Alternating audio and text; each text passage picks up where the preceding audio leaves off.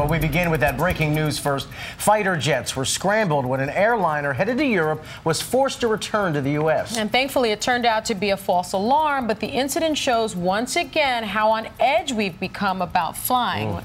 Here's ABC's Jim Avila. Tense moments over the Atlantic for a United Airlines jumbo jet heading from Newark to Geneva, Switzerland. An event that shows us just how on edge or how on alert airline crews are these days.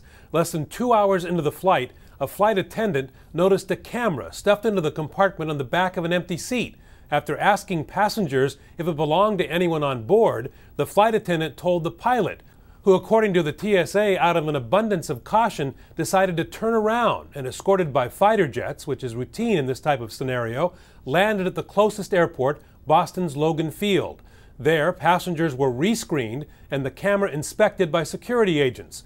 Why would an abandoned camera cause this type of reaction, altering a flight, delaying passengers, and costing the airline thousands of dollars?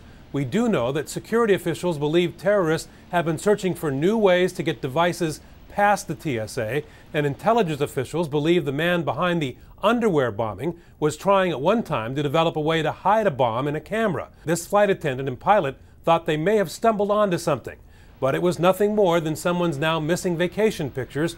In fact, United says they now have traced the errant camera to a passenger on an earlier flight aboard that same plane. Jim Avila, ABC News, Washington. All right, thank you, Jim. And another airline scare, this one caused by one of those now infamous bird strikes.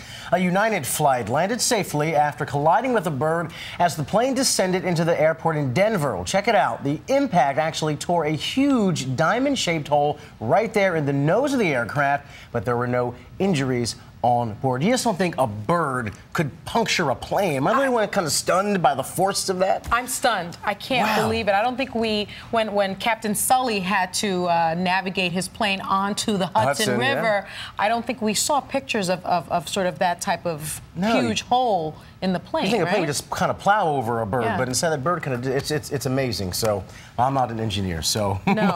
Startling picture there.